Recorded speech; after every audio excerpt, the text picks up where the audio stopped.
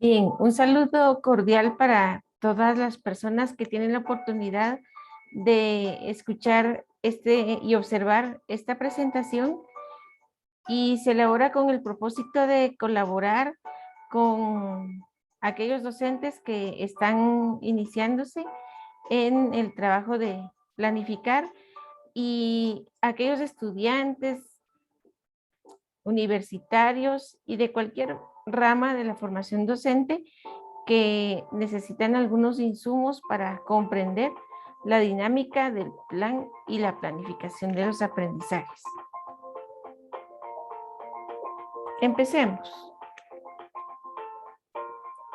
Primero tenemos que decidir y diferenciar qué es el plan y qué es la planificación.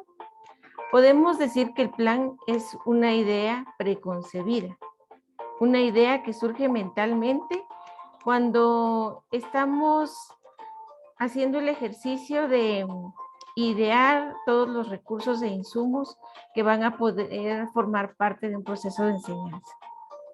Y luego tenemos la planificación, y la planificación viene a ser el proceso por medio del cual dejamos plasmado el plan.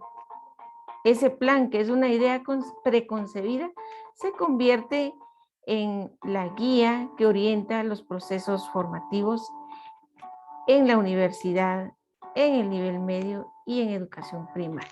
Siempre es importante planificar. ¿Por qué son útiles estos dos elementos, la planificación y el plan? Porque cuando un docente planifica, evita caer en improvisaciones, las cuales son sumamente dañinas para el proceso educativo. También el proceso de planificación permite prever competencias, indicadores de logro y contenidos. Cuando no se planifica, no tenemos un rumbo fijo hacia dónde enfocar la tarea del docente. Y por lo tanto, el estudiante no tendrá el desarrollo esperado según lo establece el Currículo Nacional Base. También el planificar permite prever actividades, recursos y técnicas de evaluación. ¿Qué pasaría si llegamos al aula, ya sea presencial o virtual, y carecemos de los recursos mínimos para promover el aprendizaje, para mediar el aprendizaje y para evaluar el aprendizaje? Esto nos lo provee un buen plan. Entonces, el plan constituye una herramienta técnica que facilita la organización de los elementos que orientan el proceso educativo. Sigamos. ¿Qué aspectos tenemos que tener en cuenta al momento de realizar una planificación? Primero, del centro educativo, su estructura y su cultura organizativa. Tenemos que considerar si en un centro educativo existen las condiciones para desarrollar todas las actividades que estoy ideando en el plan. Ahora en la virtualidad tenemos que considerar si contamos con una plataforma para mediar los aprendizajes de una manera adecuada. La cultura organizativa es importante tenerla en cuenta para no incurrir en errores que pudieran contrariar la organización del centro educativo. Tenemos que tener en cuenta al momento de planificar la comunidad, y dentro de la comunidad que se vive una cultura con la cual no hay que reñir al momento de desarrollar un proceso formativo. Tenemos que considerar el idioma. Recordemos que estamos en un país que es multilingüe, y entonces cada comunidad, cada región tiene un idioma predominante, y generalmente se establecen procesos de educación bilingüe que hay que tomar en cuenta al momento de mediar el aprendizaje. Un aprendizaje totalmente en español o castellano no beneficiaría a una comunidad maya hablante en cualquiera de sus 20 idiomas. Tenemos que considerar las religiones y las creencias de una comunidad, de una sociedad, puesto que hay principios científicos, conocimientos teórico-prácticos que podrían venir a reñir con una religión bien cimentada en un centro educativo.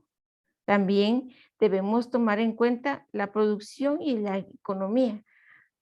Parece un tema ajeno, sin embargo, considerar los sistemas de producción y economía colabora en que nosotros podamos considerar incluso problemas de ausentismo escolar. Por eso es importante, previo a plasmar el plan, conocer el centro educativo y la comunidad. Bueno, para docentes que ya tienen un tiempo de conocer el centro educativo, esto es mucho más rápido. Tenemos que considerar al actor principal en el proceso educativo, que es el alumno o alumna.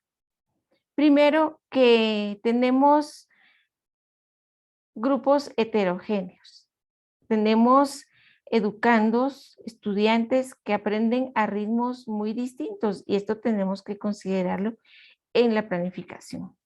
También tenemos que considerar que existen educandos resistentes al cambio, sobre todo en el ciclo básico diversificado en la universidad, cuando ya se tiene un criterio más o menos establecido y se puede tener una resistencia a nuevos conocimientos. Esto lo tiene que tomar en cuenta el docente en su planificación.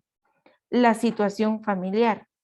Muchas veces planificamos pensando en los textos, los materiales, las plataformas, pero no pensamos en cómo el contexto familiar del educando puede condicionar el aprendizaje. Vale la pena tener un diagnóstico o un referente al respecto para poder colaborar a través de la intervención educativa en el aprendizaje de niños, de adultos con situaciones complejas a nivel familiar. También la situación socioeconómica. Sí, es importante tenerla en cuenta en la planificación porque tenemos diversidad de estudiantes y condiciones y situaciones económicas. Entonces, considerar esto nos va a evitar extralimitar el requerimiento de recursos económicos, recursos materiales y también nos va a permitir potencializar aquellos que se tengan. Tenemos que tomar en cuenta, muy importante, los diferentes estilos de aprendizaje. Todos aprendemos de distinta manera, en distinto contexto y a distinto ritmo. Por lo tanto, el docente al planificar debe tomar en cuenta que sus actividades estén diseñadas para atender a los distintos estilos y formas de aprender. Un docente no podría asumir un estilo netamente teórico porque él es teórico, sino tiene que desarrollar una empatía con sus estudiantes que pueden ser de diferente manera de aprender. ¿Qué aspectos tenemos que tener en cuenta del docente? Si bien el docente no es el protagonista, el docente es el responsable principal de la mediación del aprendizaje. Por eso, el docente tiene que tener un uso adecuado del currículo nacional base, del nivel correspondiente. Luego, debe proporcionar oportunidades y herramientas para construcción de aprendizajes. Es que no tiene que ser un aprendizaje tradicionalista o bancario. También el docente tiene que tener claro cuál es el fin de planificar el trabajo o el aprendizaje. No se puede tener un plan que no tenga un rumbo bien establecido. El docente tiene que determinar el tiempo para el desarrollo de las actividades de aprendizaje. No por nada aparecen los planes con cierta dosificación de tiempo para el logro óptimo de los propósitos de aprendizaje, que en este caso son las competencias. El docente debe tomar en cuenta que el proceso didáctico conlleva un inicio, un desarrollo y un cierre y por lo tanto debe planificar cada una de las actividades que conllevan estos tres procesos o momentos didácticos. El docente debe considerar que la planificación es un proceso permanente y que tiene que ver con el logro del aprendizaje. Donde no hay un plan, seguramente no habrá un aprendizaje. ¿Qué características tenemos que tener en una planificación? Bueno, primero que esté basada en una evaluación diagnóstica. Porque si no conocemos el estado del conocimiento de los educandos, pues posiblemente vayamos a incurrir en errores de contenido o de competencias. La planificación debe centrarse en desempeños del educando. Se acabó el sistema en donde pensábamos en la acumulación del conocimiento. Sí, el desempeño es conocimiento más capacidad para la vida. Es importante promover la interrelación del educando con el docente. Esto se tiene que contemplar en la planificación. Se tiene que promover la interrelación del educando con su contexto. Si esto no está considerado en una planificación, es una educación descontextualizada con el riesgo de carecer de significado para el educando y para su propia vida. Muy bien, espero haber colaborado con este corto video en la realización de sus actividades de aprendizaje y espero verles en una próxima ocasión. Hasta pronto.